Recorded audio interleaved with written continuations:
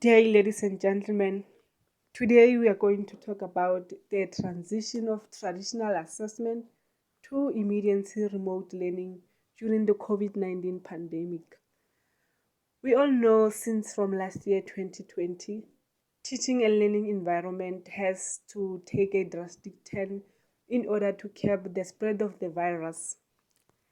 In my table of content, I have the introduction where I introduce the topic. I have the impacts of this transition of traditional assessment into the online assessment.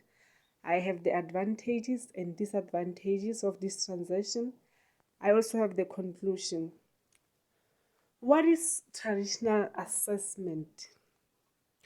Traditional assessment is a face-to-face teaching and learning whereby there is a direct contact between learners, students, with their trainers, their instructors, or their lecturers as well.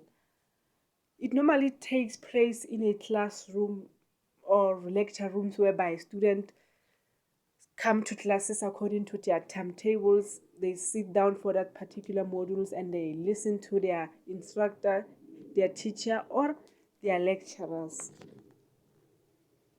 Students and learners in this regard are given tests and assignment so that they can be assessed of what they learned, of what they've been taught for that particular modules.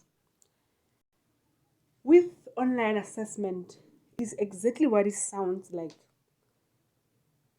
It is a modern teaching and learning that takes place via the internet, such as WhatsApp, Blackboard, Microsoft Teams, or Zoom. There is no direct contact between students, learners, teachers, or lecturers. In this regard, students are then given assignments that they submit on the Turnitin platform whereby the lecturer can access it, mark it, and give feedback to students. Moving on, we are going to talk about the advantages and disadvantages of the transition.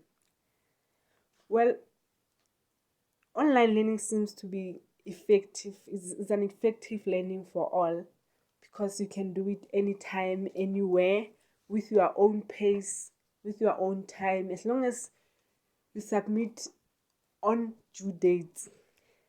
It is very much convenient to everyone who's working. When you come back from work, you open your laptop, you log in, you listen to the recording where you missed some sessions, you listen to them, you complete the assignment and submit on time. Students and learners become independent. This is where you learn to do things at your own time. Disadvantages being that it is expensive. You have to have data for this.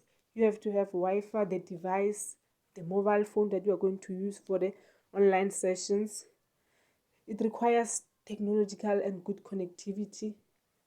Imagine for someone who's at rural areas where they struggle to get the good connectivity, they must locate to a place whereby there is a stable connectivity for that entire session and then move back later.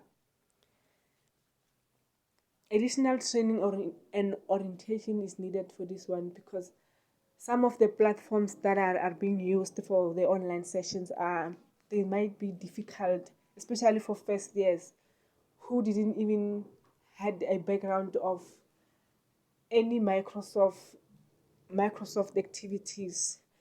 They must be introduced to this new life of online learning.